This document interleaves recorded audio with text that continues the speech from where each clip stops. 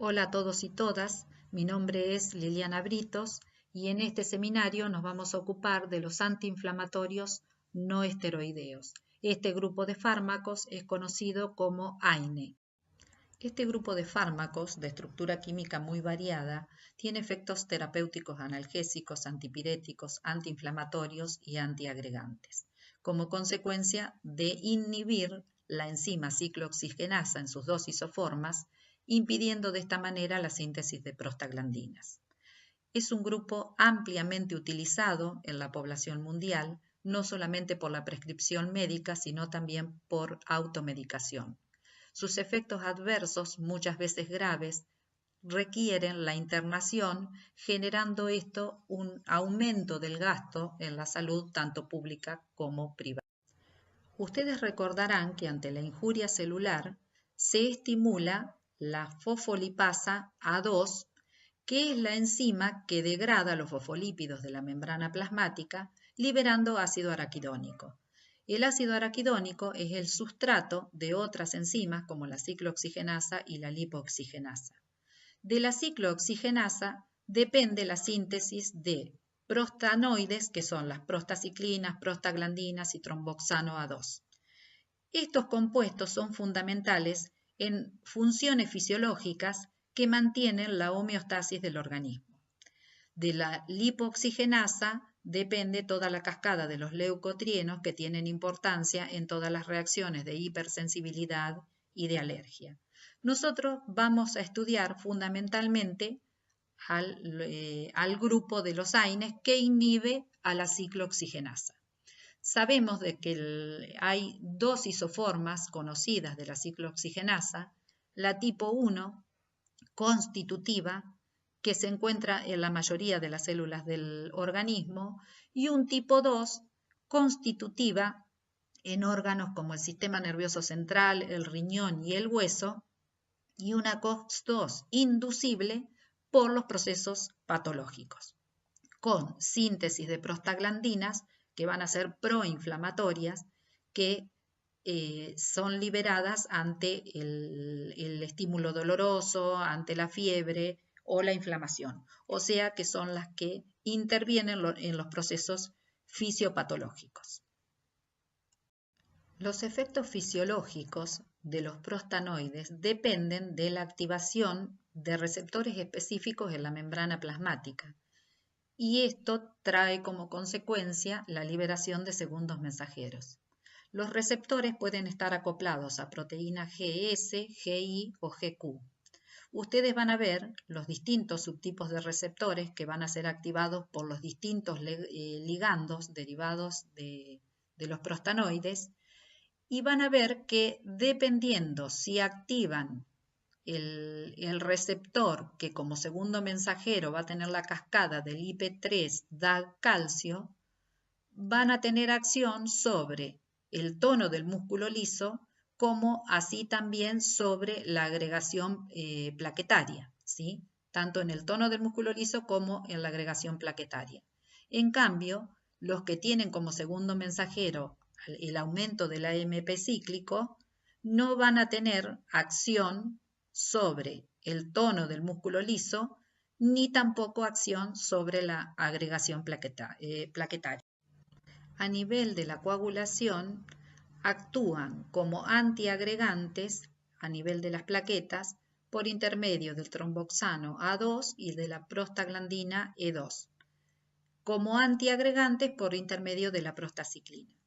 En el tono vascular generan vasodilatación mediante la prostaciclina y la prostaglandina E, y también es importante la permeabilidad del conducto arterioso hasta el momento del parto por intermedio de la prostaglandina E2. No existen en forma sistémica, solamente en algunos lechos vasculares. A nivel del pulmón tenemos broncodilatación por intermedio de la prostaglandina E2 y broncoconstricción por intermedio de la F2-alfa, los tromboxanos, la prostaglandina D y también por los leucotrienos. A nivel del riñón, la prostaglandina E2 y la prostaciclina son las encargadas de mantener el flujo sanguíneo renal y la adecuada excreción de sodio. están aumentadas, la síntesis de estos prostanoides están aumentados cuando disminuye el flujo sanguíneo renal. El tromboxano A2 genera vasoconstricción y función contrarreguladora. Tienen efectos sobre la respuesta inmunitaria e inflamatoria importantes sobre el corazón, con efectos protectores por intermedio de la prostaciclina y la prostaglandina E, y efectos negativos a través del tromboxano, que contribuye a la tensión oxidativa y al aumento de la apoptosis de los miocardiocitos, generando la fibrosis y el remodelado cardíaco con la insuficiencia cardíaca. Actúan en el inicio y manteniendo el trabajo de parto por intermedio de la prostaglandina F2-alfa, y efectos beneficiosos con respecto a distintos tumores, principalmente del cáncer colónico, mamario y pulmonar, por intermedio de la inhibición o de lesión génica a través de inhibir la COX-2, con disminución de la formación de tumores. Estos son estudios que aún no son concluyentes. En este gráfico se enumera de manera más detallada los distintos subtipos de receptores de los eicosanoides, los ligandos endógenos, el acoplamiento a la proteína G, a las distintas proteínas G, y el efecto fisiológico en cada uno de los tejidos. Los AINES actúan inhibiendo la enzima ciclooxigenasa. La mayoría de ellos lo hace de manera competitiva y de forma reversible. Solamente el ácido acetil salicílico lo hace de manera irreversible. La mayoría de los AINES actúa inhibiendo la enzima de manera no selectiva. Un grupo nuevo, que son los COXIB, lo hace de manera selectiva inhibiendo a la COX-2. La COX-2 inducible, que dijimos que era inducida por los factores de la inflamación, por endotoxina, por mitógenos, todos los mediadores químicos de la inflamación.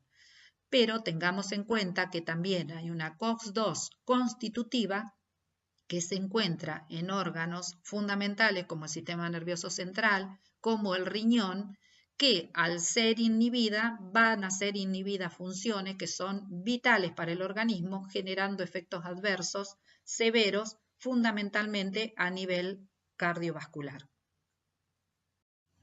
Este es el grupo más importante de los AINES. La mayoría de ellos tiene una acción que es no selectiva, inhibe de manera no selectiva la enzima. El grupo de los inhibidores selectivos de la COX-2 son más nuevos, conocidos como COXIB, y su selectividad tiene que ver fundamentalmente con el tamaño de la molécula. La COX-2 es más grande, por lo tanto, el canal que tiene para donde se va a unir el fármaco es más grande, y estas moléculas, al ser más voluminosas, pueden actuar solamente sobre la COX-2 y no sobre la COX-1, que es más pequeñita. Este grupo de fármacos es muy amplio, pero comparte los aspectos farmacocinéticos. La absorción es casi completa, la biodisponibilidad oral es elevada, la ingesta de alimentos demora la absorción, los antiácidos también retrasan la absorción, el metabolismo de primer paso es escaso o nulo en la mayoría, la distribución están unidos a proteínas plasmáticas en un alto porcentaje, entre 90 y 99% para la mayoría de ellos.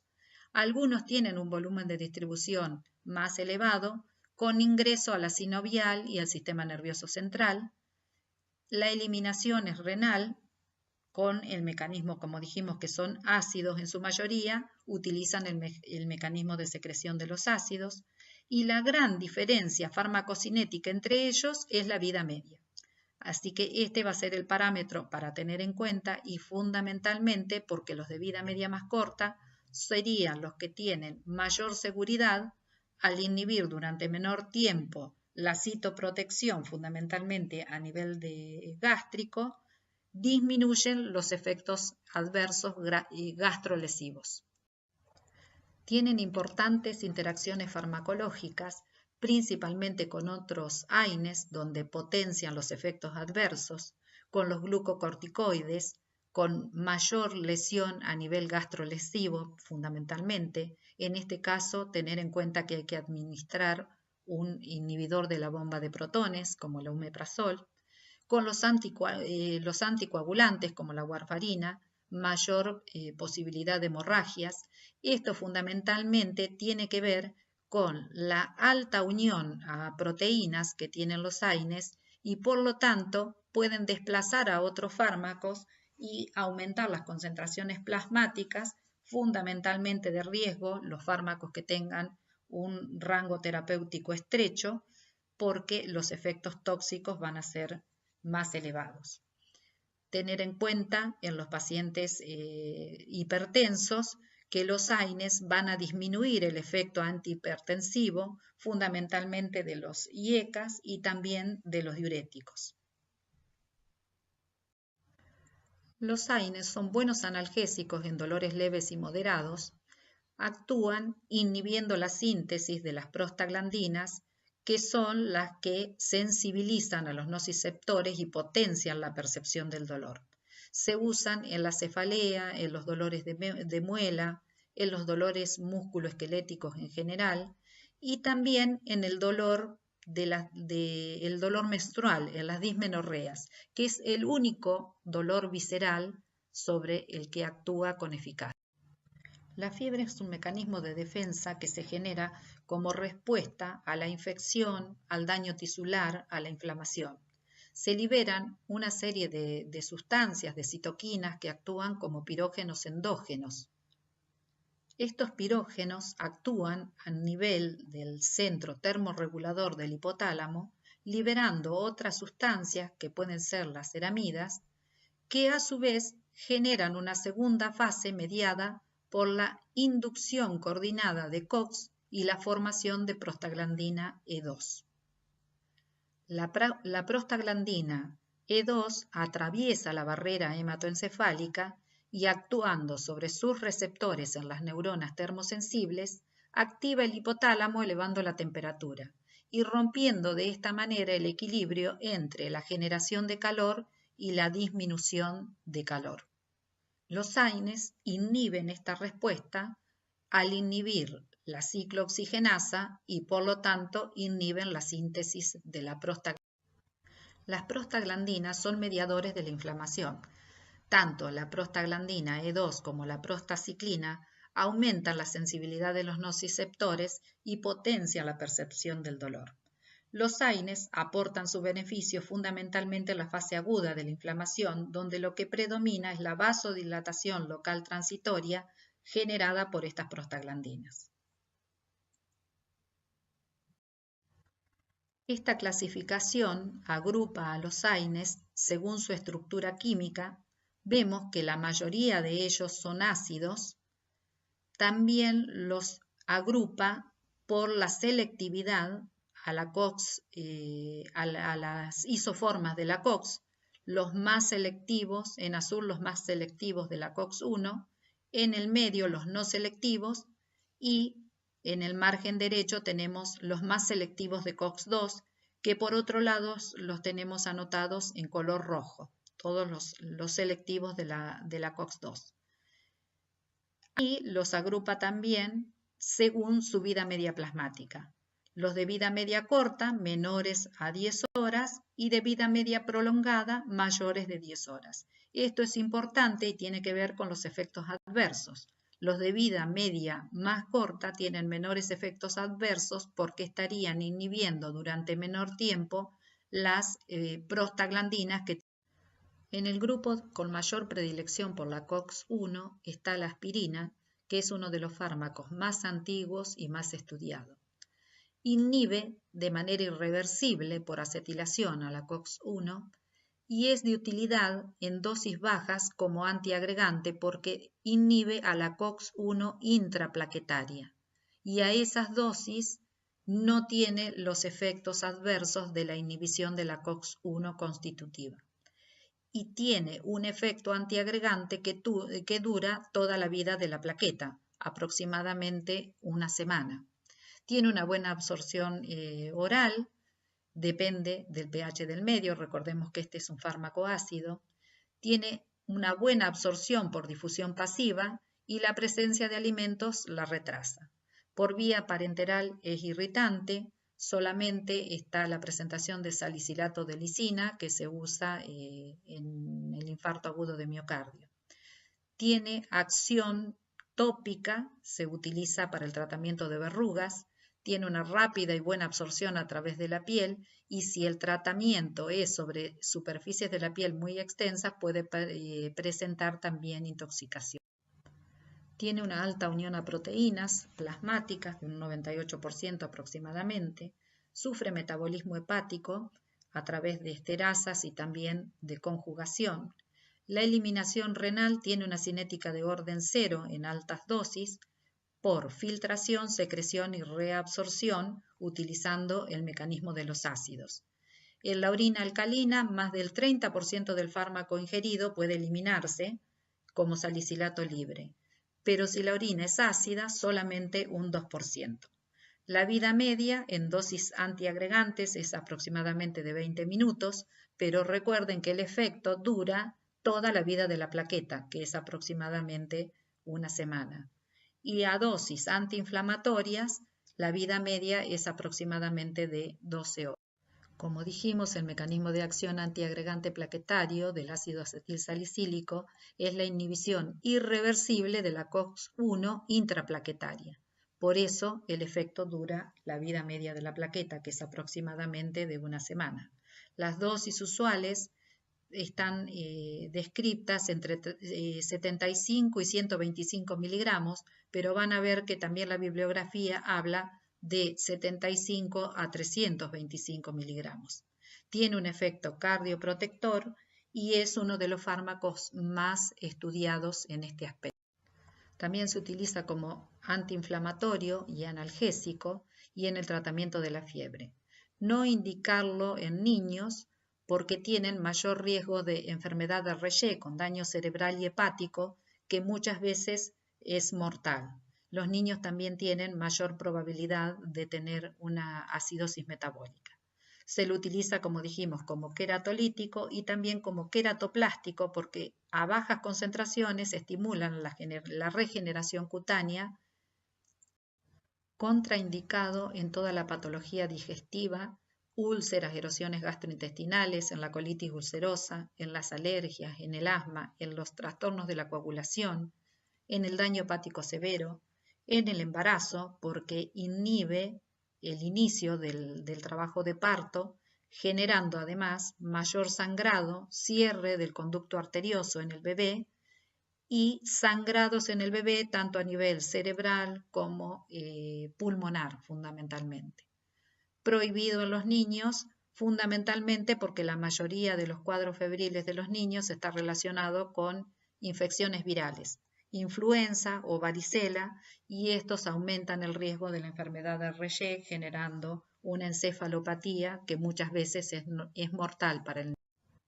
Los efectos adversos particulares del ácido acetilsalicílico tienen que ver con su inhibición preferencial de la COX-1, que como ustedes recordarán, de ella dependía la síntesis de prostaglandinas con efectos fisiológicos para mantener la homeostasis. La COX-1 es constitutiva y se encuentra en la mayoría de las células del organismo. A nivel respiratorio, la inhibición de la COX deja en desbalance y liberada la vía de la lipoxigenasa con la liberación de leucotrienos que en un paciente asmático o sensible a la aspirina o con antecedentes de alergias puede tener una crisis asmática o un shock anafiláctico. En el útero, al inhibir la COX, no se sintetiza la prostaglandina E2 y se genera útero-relajación, que en el útero grávido, en el último trimestre, lo que va a pasar es impedir que se desencadene el parto, y por otro lado, a nivel del feto, en el primer trimestre genera teratogénesis, cierre del conducto arterioso, también disminuye el peso, nacen niños con bajo peso, genera mayor cantidad de hemorragias, fundamentalmente a nivel del sistema nervioso central y de los pulmones, y también anemias perinatales. A nivel gastrointestinal, como ustedes recordarán, es más gastrolesivo al inhibir las prostaglandinas, que eran citoprotectoras, liberando moco y bicarbonato, que de esa manera protegían la mucosa gástrica de la erosión del ácido clorhídrico. A nivel del hipotálamo va a haber hipertermia, efectos estimulatorios por alteración en el centro termorregulador. A nivel renal, inhibe la síntesis de las prostaglandinas vasodilatadoras, la prostaciclina, que ustedes recuerdan que aseguraba el flujo plasmático renal con una adecuada secreción de sodio.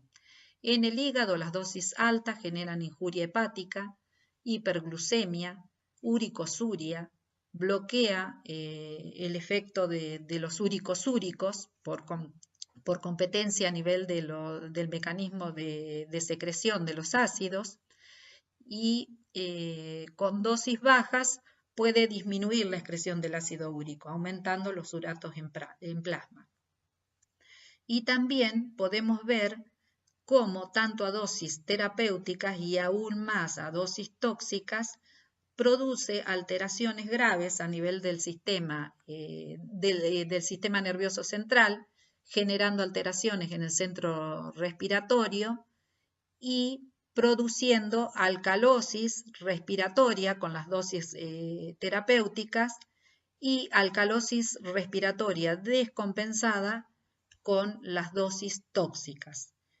A nivel del cerebro, fundamentalmente, son los efectos adversos más graves con las dosis tóxicas y primordialmente en los niños, por eso no está indicado en el uso en los niños.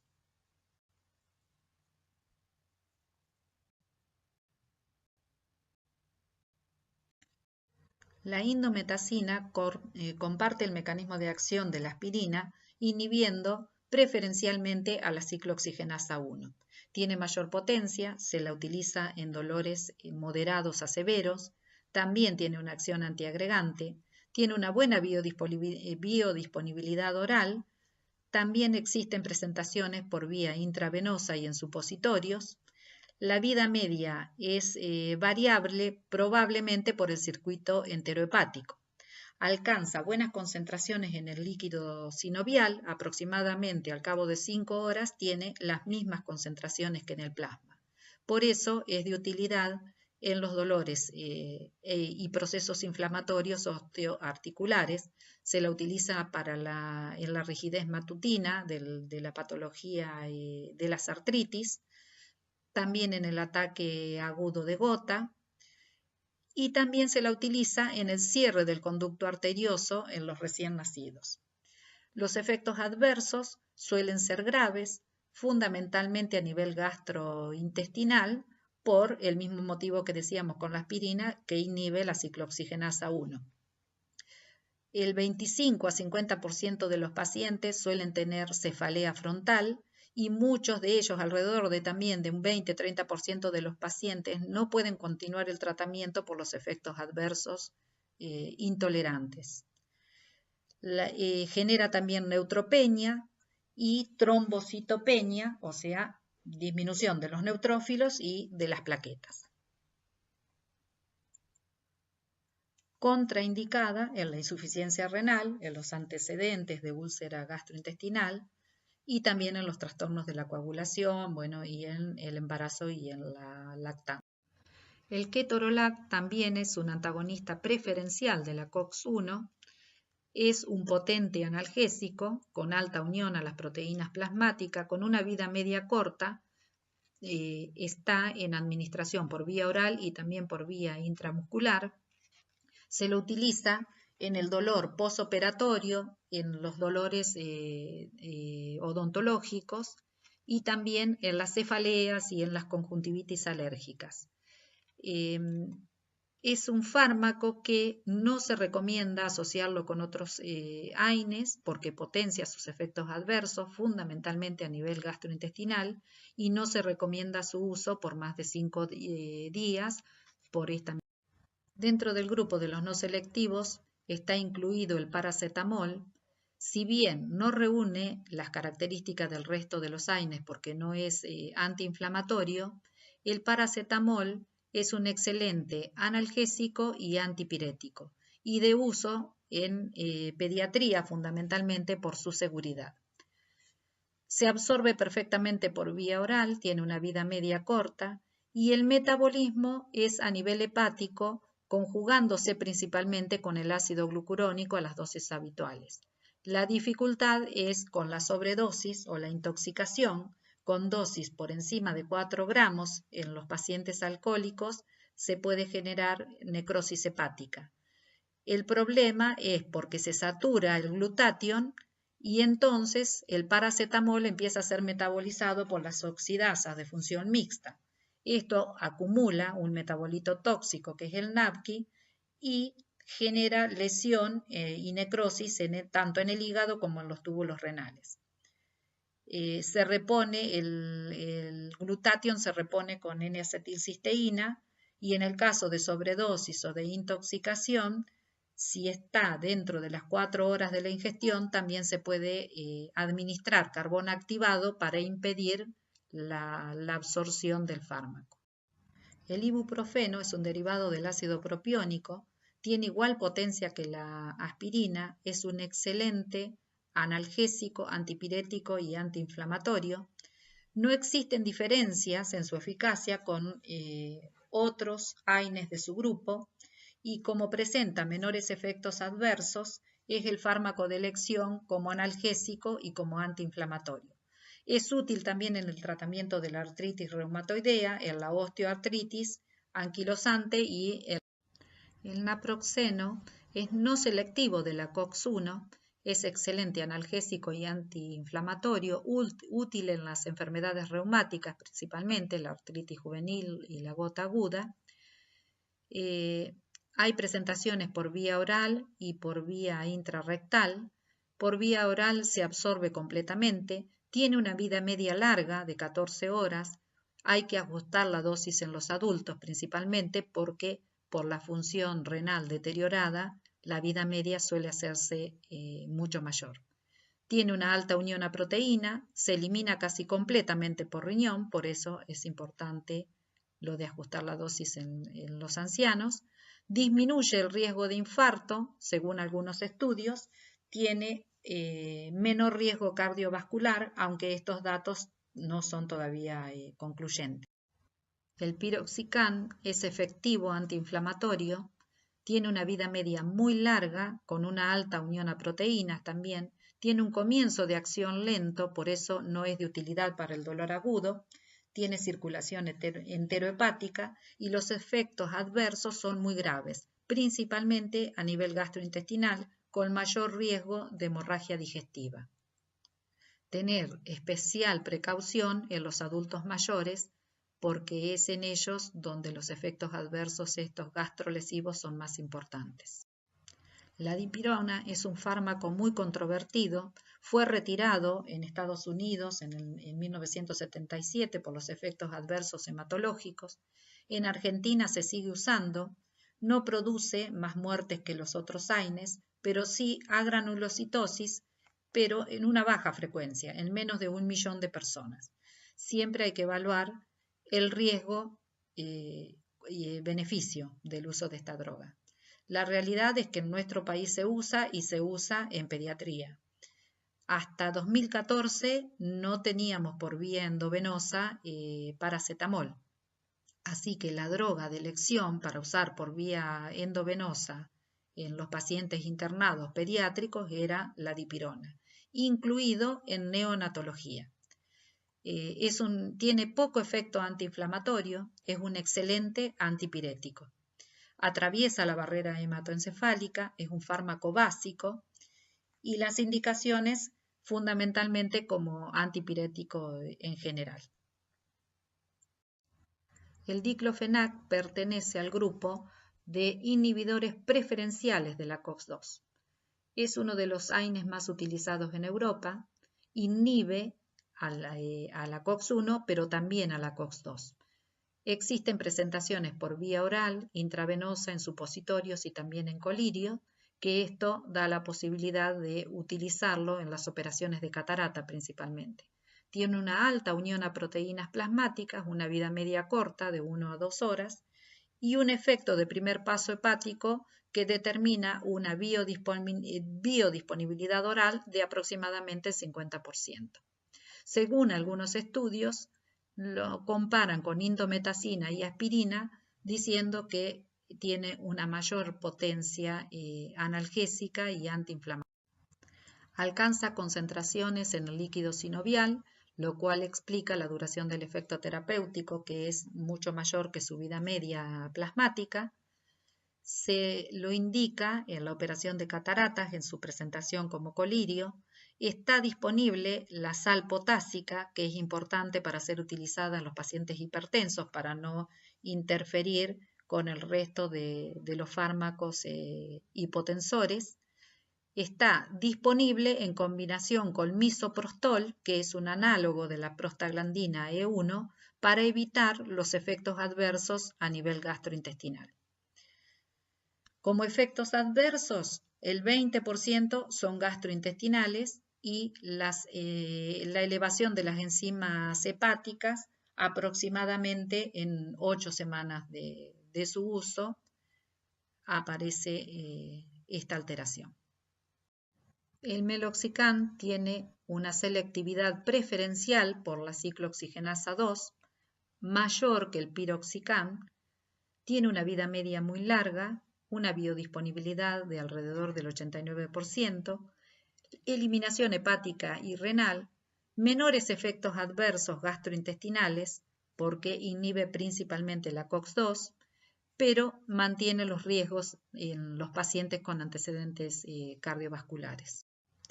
El grupo de los inhibidores selectivos de la COX-2 pretendió disminuir los efectos adversos que se generaban por la inhibición de la ciclooxigenasa 1, que era constitutiva. Este grupo de fármacos disminuyó los efectos adversos a nivel gastrointestinal fundamentalmente, pero aparecieron evidencias de efectos adversos cardíacos, riesgo de trombosis, aumentando la depresión de la prostaciclina endotelial, desplaza ese balance entre los tromboxanos y la prostaciclina hacia un estado de proagregación plaquetaria y vasoconstricción. Y como consecuencia tiene mayor riesgo de infarto y mayor riesgo de ACV. El riesgo cardiovascular también está aumentado por la acción de la inhibición de la COX-2 constitutiva a nivel del riñón, con la inhibición de la síntesis fundamentalmente de prostaciclina, que es vasodilatadora y mantiene el flujo plasmático renal y la adecuada eliminación de sodio principalmente. La droga referente de este grupo es el celecoxib, es el único inhibidor de la COX-2 en el mercado de Estados Unidos, se comercializa también en Argentina. Las indicaciones fundamentalmente es en la osteoartritis.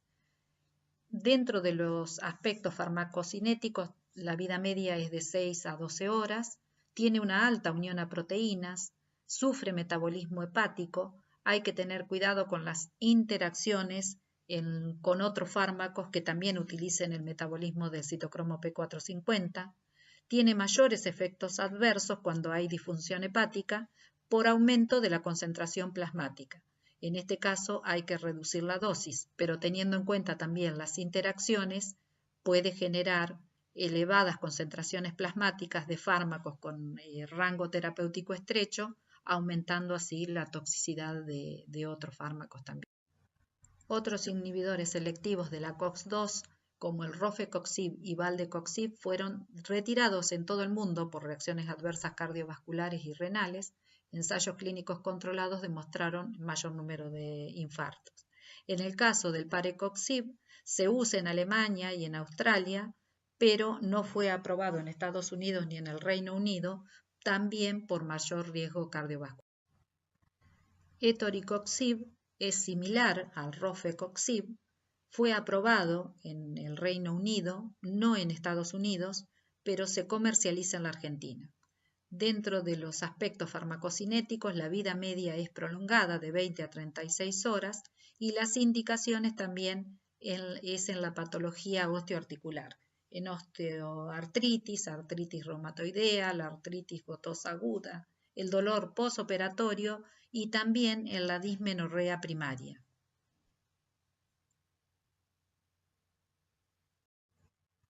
Como conclusión, con respecto a los inhibidores selectivos de la COX-2, vemos que han disminuido los efectos adversos a nivel gastrointestinal, pero han aumentado los efectos adversos cardiovasculares. No han demostrado una mejor eficacia que los AINES tradicionales, por lo tanto no son de primera elección, y dentro de las recomendaciones hay que usar la menor dosis por el menor tiempo posible. Finalizamos con esta tabla de Goodman con todos los efectos adversos de los AINES. Muchas gracias por su atención. Quédense en casa los que puedan. Seguimos conectados.